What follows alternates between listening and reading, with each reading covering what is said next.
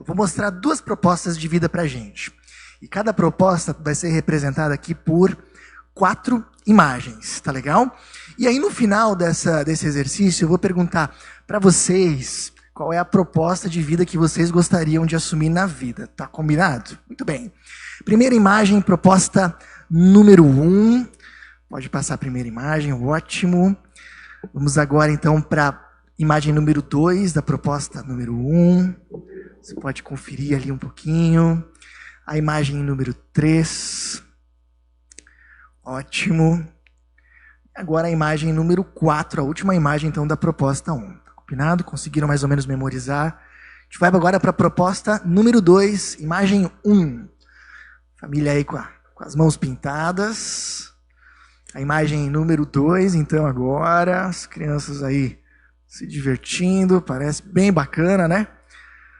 Imagem número 3, esse grupo de amigos aí, legal. E a última imagem, então, da proposta número 2, um casal. Se tivesse que escolher proposta número 1, proposta número 2, qual que vocês escolheriam? Acho que ninguém escolheria a proposta 1, né? As imagens da proposta 1, elas têm a ver com hostilidade, discórdia, ciúme, acesso de raiva, egoísmo, intriga, divisões, inveja. As imagens da proposta número 2, elas têm a ver com união, com compreensão, com paz, com um bom convívio. E sem dúvida, ninguém de nós, tanto do grupo que está aqui com a gente, tanto você que está em casa, ninguém escolheria a proposta 1. A gente não quer esse tipo de discórdia, de briga na nossa casa. A gente quer viver em união, a gente quer viver com um bom convívio, não é verdade? Todos nós, com toda certeza, seguramente, escolheríamos a proposta número 2. Assim também é fácil de nós entendermos que Deus quer nos levar e nos conduzir a essa proposta número 2. O agir de Deus na nossa vida está em nos conduzir para essa vida de união que a gente acabou de mostrar nas imagens. Mas agora também perceba que por mais que às vezes a gente sabe que é bom viver assim, a gente sabe que é bom viver essa vida de união, de bom convívio, a gente sabe como é melhor viver em paz, na realidade, muitas vezes a gente acaba vivendo como está na proposta 1, muitas vezes a gente acaba vivendo na prática com briga, com ciúme, com hostilidade, com intriga. Então não basta só a gente saber o que é bom e o que é ruim, a gente também precisa aprender como nós podemos construir a vida com união. E esse vai ser o assunto da mensagem de hoje. Como nós podemos construir a vida com união. Bom, para isso, eu primeiro queria comentar com vocês que nessa lista de palavras ali do quadro azul, a gente não simplesmente inventou essas palavras, eu não tirei nem da minha cabeça, nem simplesmente das gravuras que eu acabei de mostrar. Essa é uma lista de palavras que está na própria Bíblia, numa carta que o apóstolo Paulo escreveu a algumas pessoas que moravam numa cidade chamada Galácia, a carta aos Gálatas, e ele coloca algumas coisas que impedem uma vida de união na nossa vida, né? Que impedem que nós vivamos realmente, construamos a nossa vida com união. Essa é a lista de palavras que ele colocou. E eu vou subdividir essa lista, junto com vocês, em 2 grupos. O grupo dos conflitos e o grupo das intrigas, tá bom? E não é a mesma coisa? Não, não é a mesma coisa. Deixa eu explicar a diferença de conflitos e intrigas. Conflito é quando nós tentamos impor o que nós queremos pelo grito, pela força, pelo xingamento, pelo medo, pela retaliação. Eu quero uma coisa, o outro não quer, mas eu vou convencer ele. Como é que eu vou convencer ele? Eu vou convencer ele levantando a voz, eu vou convencer ele xingando, eu vou impor o que eu quero pela força. Essa é a ideia do conflito. A intriga, ela é um pouco diferente, ela é muito mais sutil, ela é muito mais estratégica. Em vez de eu impor o que eu quero no outro pela força, eu faço um pouco diferente. Em vez de tratar o meu assunto com a pessoa que eu tenho problema, eu levo esse mesmo assunto para outra pessoa, que não tem nada a ver com a questão.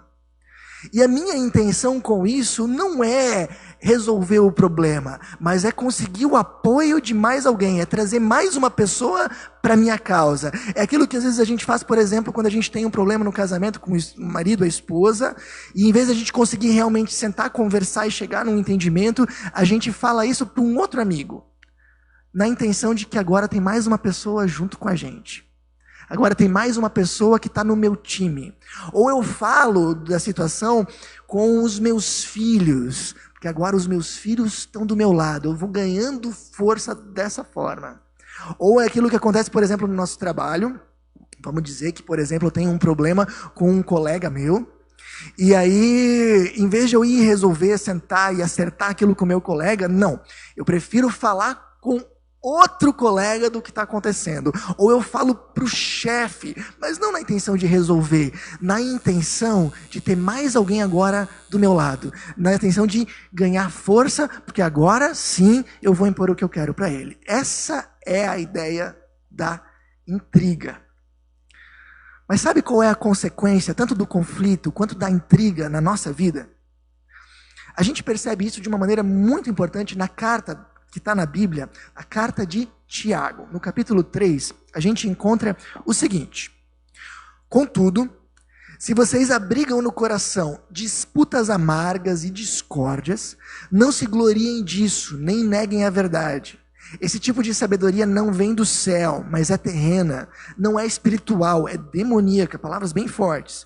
Pois onde há disputa e discórdia, aí há confusão e toda espécie de mal. Bom, o que o Tiago está dizendo aqui na Bíblia é que a gente não deve se vangloriar dos conflitos e das intrigas. E a gente se pergunta, mas quem é que faz isso? Muita gente. Você já conheceu provavelmente pessoas que dizem assim: eu não levo desaforo para casa, eu falo o que eu tenho que dizer na cara, eu sou assim, eu não penso, eu reajo, eu falo. E algumas pessoas se vangloriam disso. O Tiago diz, olha, não podemos nos vangloriar de jeito nenhum de conflitos ou de intrigas. Sabe por quê? Porque tudo o que isso vai trazer para nós é destruição. Os conflitos destroem relacionamentos. Sempre. Se você vive um relacionamento tumultuado, onde o conflito faz parte, esse relacionamento vai se desgastar e pode, inclusive, quebrar. Deixa eu dizer uma coisa para vocês, de uma maneira muito sincera e honesta. Se você, por exemplo, que é casado, no seu casamento vocês estão constantemente numa rota de conflito, eu não vou dizer de vez em quando de ter uma discórdia, ter que sentar junto, conversar e acertar, isso é absolutamente algo natural que faz parte. Mas se vocês percebem que volta e meia no casamento as coisas são resolvidas no grito, na discussão, ou ainda, vamos dizer pior, se existem xingamentos no relacionamento do casamento, se de vez em quando saem palavras como burro, idiota, ou coisas até piores do que essa, eu vou dizer uma coisa muito séria: o seu casamento, ele está caminhando para a destruição. Isso não significa necessariamente divórcio, mas significa que o relacionamento vai se desgastando, e em algum momento você vai perceber que o coração do seu marido ou da sua esposa está distante do seu. Conflitos destroem relacionamentos. A mesma coisa vale, por exemplo, dos relacionamentos com os filhos. Se a gente tem filhos e volta e meia a gente está numa rota de colisão com eles, volta e meia a gente ergue a voz, volta e meia a gente xinga, briga, impõe. O relacionamento com seu filho caminha a passos largos para se desfazer. Não que ele vai deixar de ser seu filho, isso não. Mas você vai ver que vai chegar um momento em que você vai perceber que o coração dele está distante do seu. Essa é uma grande verdade. Conflitos sempre destroem relacionamentos. E sabe qual é o futuro de uma pessoa conflituosa? Eu tenho acompanhado pessoas, pessoal, nos últimos anos, e eu tenho visto e revisto o destino ou o futuro de uma pessoa conflituosa, dessa pessoa que fala o que pensa, que não leva desaforo para casa, é um só: a solidão. Pessoas conflituosas terminam sozinhas. Com o passar do tempo, o casamento se desgasta e talvez até se rompe. Com o passar do tempo, os filhos se distanciam, porque é difícil estar perto de uma pessoa assim. Com o passar do tempo, inclusive os amigos se distanciam. Não que eles vão atravessar a rua para te evitar, não, mas eles vão possivelmente parar de te visitar. Por quê? Porque é difícil estar perto de uma pessoa assim. Conflitos destroem relacionamentos. É algo muito simples. Mas a intriga vai até um passo a mais. A intriga não destrói simplesmente um relacionamento. A intriga contamina todo o ambiente. Deixa eu citar, por exemplo, para vocês o exemplo na área familiar. Vamos dizer que você tem um problema com um irmão. Ou um problema com um cunhado, que é bem mais comum, né? Aí, em vez de você tratar o assunto com seu cunhado, você vai lá e fala com o outro irmão, com o outro cunhado, com o pai, com a mãe, com o sogro, com a sogra, com o filho, com o neto, com o sobrinho. Você vai causando aquela intriga. De repente você vai ver, vai ter aquele almoço de domingo, quando a gente puder voltar a fazer um almoço de família no domingo, que você vai chegar e o clima está ruim. Sabe, aquele clima onde as palavras parecem que estão no ar, onde palavras parecem que precisam ser ditas, mas não são ditas, aquele clima ruim. Esse é o clima que a intriga causa. Ela não só envenena um relacionamento, ela consegue estragar e envenenar o ambiente todo. Agora coloca isso, por exemplo, para o ambiente de trabalho. Se você tem um colega que tem problema e você, em vez disso, de resolver, você leva para o outro colega, para o chefe, afinal de contas, você quer mais pessoas do seu lado, daqui a pouco todo o teu ambiente de trabalho, ele está comprometido. Daqui a pouco todo o ambiente de trabalho se torna pesado. E, aliás, deixa eu falar alguma coisa para você, que talvez tenha o seu próprio negócio, talvez você é um empresário, talvez você tenha sua própria empresa. Se você tem um funcionário que está constantemente provocando intrigas, saiba que ele vai envenenar todo o ambiente de trabalho. E talvez valha a pena você considerar tirar esse funcionário do seu quadro de funcionários, porque ele com certeza vai se tornar um problema mais cedo ou mais tarde. Mas não é só ali, também na comunidade cristã. Você sabe que isso foi muito combatido na própria comunidade cristã. O apóstolo Paulo escreveu cartas para algumas comunidades, especialmente a carta de 1 Coríntios. Ela foi escrita para combater intrigas dentro de comunidades. Sabe por quê? Porque esse tipo de coisa não pode ter numa igreja. Não é que não exista, mas não pode se criar, porque isso contamina toda uma comunidade, todo um ambiente. Então, pessoal, a lição que a Bíblia vai nos dizer aqui, olha, é que nada de bom vem de conflitos e intrigas. E o Tiago aqui, ele é muito direto em dizer, isso não é espiritual, isso não vem de Deus, isso é demoníaco, ele fala. Bom, mas se isso é tão ruim, por que isso volta e meia aparece na nossa vida? Por que volta e meia isso de novo vem à tona no nosso coração e no ambiente onde a gente está? O próprio Tiago, ele vai explicar isso nos versículos seguintes. Tiago capítulo 4, nós encontramos o seguinte: de onde vêm as guerras e disputas que há entre vocês? Não vem do desejo por uma vida prazerosa que luta dentro de vocês? Vocês desejam coisas e não as têm, matam e invejam, mas não conseguem ter o que desejam. Vamos fazer uma radiografia disso aqui. Os nossos conflitos e intrigas, eles começam no nosso desejo.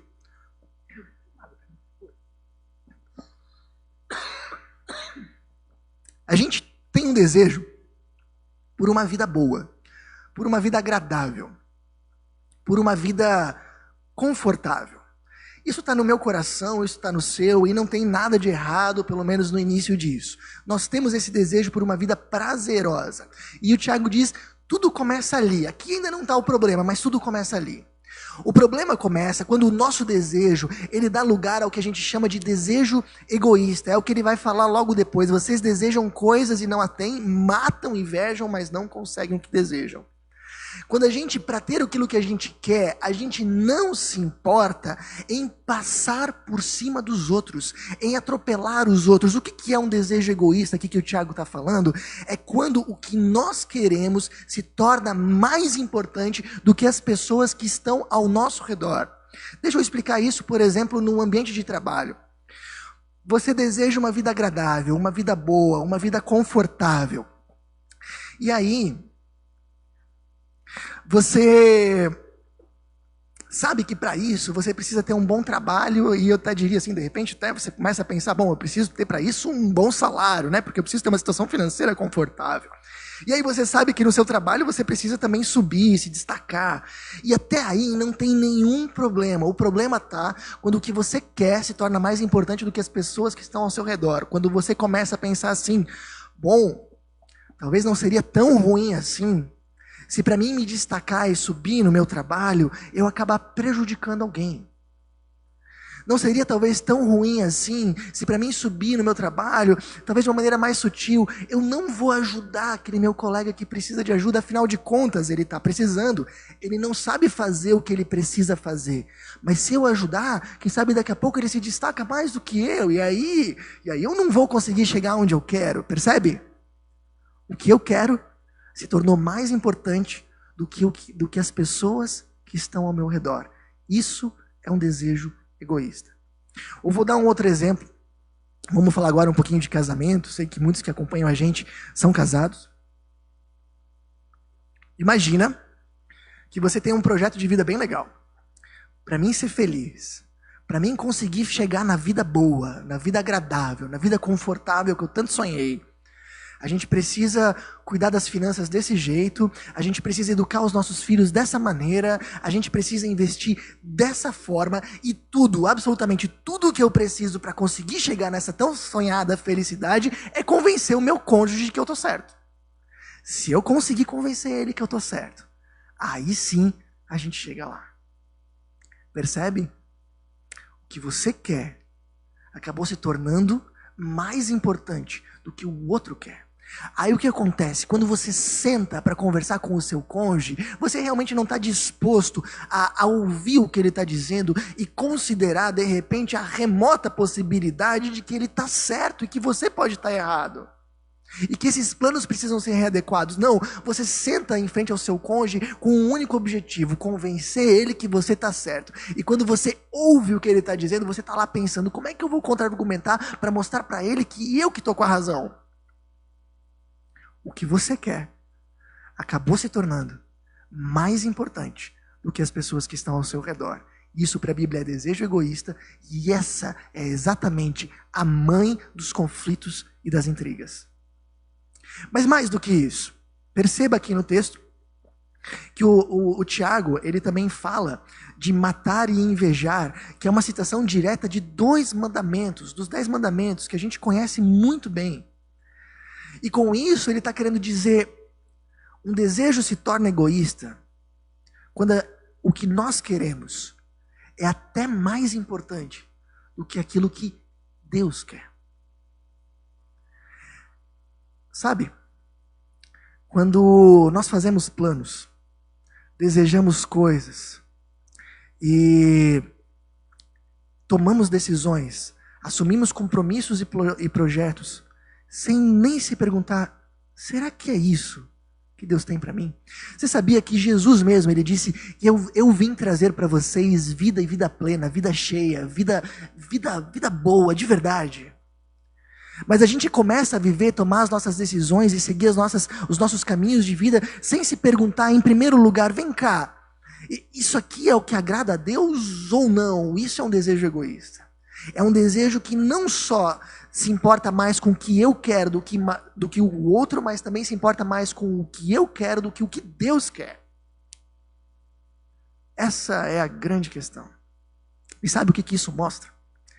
Às vezes a gente fala de pecado e trata o pecado como se ele fosse uma questão superficial, alguns comportamentos que a gente tem. Não. A Bíblia vai falar que o pecado é um estado de rompimento com Deus, que não só marca algumas das nossas atitudes, mas que marca as nossas atitudes, as nossas palavras, como nós conversamos na semana passada, os nossos pensamentos e inclusive os nossos desejos. Até mesmo os nossos desejos foram marcados pelo pecado. E como é que é um desejo marcado pelo pecado? É um desejo focado em si mesmo, que não leva realmente em consideração o que Deus quer e está insensível ao que o outro quer. É aquilo que nós fazemos, por exemplo, no universo do trabalho, quando de repente a gente enxerga uma outra oportunidade, uma boa oportunidade, a gente sai da nossa empresa, a gente deixa patrão na mão, a gente deixa os compromissos assumidos na mão, porque o que a gente quer é o mais importante. Bom? E sabe o que é o triste? É aquilo que o Tiago fala no final do versículo. Ele diz assim: mas no final de tudo isso, não conseguem ter o que desejam. Em geral, uma pessoa que deseja tanto ser feliz e que quer tanto aquilo que ela mesma quer e que não se importa com o que está ao redor e nem com o que Deus quer, essa pessoa normalmente acaba infeliz. Sabe, de repente ela até conseguiu chegar lá no seu trabalho onde ela queria. De repente ela até conseguiu chegar naquela posição, naquele salário, e tem o dinheiro que ela queria, mas mesmo assim ela queria tanto ser feliz, mas ela não se sente feliz. Ou ela até conseguiu fazer com que finalmente seu marido e sua esposa cedessem e fizessem as coisas do seu jeito, mas no meio do caminho perdeu o próprio casamento. Aquelas pessoas que cultivam um desejo egoísta porque elas querem ser felizes, olha só, no final das contas, elas acabam não sendo. Mas a Bíblia também nos ajuda a enxergar como nós podemos consertar isso. É isso que a gente encontra no capítulo 4 dessa carta. Acompanha aqui comigo. Vocês vivem disputando e discordando. Não têm porque não pedem. Quando pedem, não recebem, pois pedem por motivos errados, para gastarem seus prazeres. Adúlteros, vocês não sabem que a amizade com o mundo é inimizade com Deus? Quem quer ser amigo do mundo, faça inimigo de Deus. Qual que é a proposta que é apresentada aqui? Os desejos que estão no nosso coração, nós levamos até Deus. Nós colocamos ele sob a vontade de Deus. A gente coloca esses pedidos em oração, esses desejos em oração, mas cuidado, não é uma oração que tem a finalidade de convencer a Deus do que a gente quer. Porque às vezes a gente trata a oração assim: eu tenho um projeto de vida tão bom na minha cabeça, tão bom, que tudo o que eu preciso é que Deus me abençoe para que as coisas aconteçam como eu planejei. Mas não é isso. O que Tiago aqui está propondo é que a gente coloque os nossos desejos diante de Deus e pergunte para Ele: Deus, é isso que eu quero, mas o que é que Tu queres? Porque Deus, se o que eu quero não bate com o que Tu queres, é pelo Teu caminho que a gente vai seguir. Essa é a decisão do coração que combate, que é uma alternativa ao desejo egoísta e que pode nos conduzir a uma vida de união. E quem dá o maior exemplo nisso é o próprio Jesus. Jesus, quando ensina as pessoas a orar, uma das primeiras frases que ele diz é: e seja feita a tua vontade assim na terra como no céu. E quando o próprio Jesus está ali às portas da crucificação, ele ora assim para Deus: Pai, se for possível, afasta de mim esse cálice, contudo não seja como eu quero, mas como Tu queres. O que Jesus está dizendo? Pai, o que eu desejo é não ir para a cruz. Eu não desejo ter os pregos cortando as minhas mãos, furando os meus pés. Eu não desejo sentir o abandono da cruz, eu não desejo sentir a vergonha da cruz. Mas, se aquilo que eu quero não bater com o que Tu queres, nós vamos seguir pelo Teu caminho. Esse é o desejo que está sendo transformado pelo agir de Deus na nossa vida. A gente pode desejar, a gente pode pedir, mas esse é o caminho. Não é o que eu quero e pronto, é isso que eu quero, é tudo isso, é só isso que eu preciso para ser feliz. Se as coisas derem certo como eu planejei, aí vai dar certo. Não. É a gente aprender a colocar o que a gente quer diante de Deus e dizer: mas Deus, o que eu quero não é o mais importante. O que Tu queres é o mais importante. E sabe o que acontece quando a gente faz isso? De novo a carta de Tiago responde, olha só: mas a sabedoria que vem do alto é antes de tudo pura, também é pacífica, sempre amável e disposta a ceder a outros, é cheia de misericórdia e é o fruto de boas obras. Não mostra favoritismo e é sempre sincera. E aqueles que são pacificadores plantarão sementes de paz e ajuntarão uma colheita de justiça. Olha só, quando nós colocamos os nossos desejos sob abaixo da vontade de Deus, nós acabamos nos tornando mais sensíveis com as pessoas e nós acabamos vivendo uma vida como essa que está dizendo aqui. Nós nos tornamos pessoas mais amáveis, dispostas a ceder, nós nos tornamos pessoas mais misericordiosas, pessoas mais sinceras. Se a gente fosse resumir, pessoas que vivem em união e em paz. Essa é a alternativa. Esse é o caminho que a Bíblia propõe. E o que Tiago coloca aqui ainda é algo muito especial. No finalzinho ele diz que aqueles que serão pacificadores. A partir disso, a Bíblia nos chama não só a não contaminar os ambientes.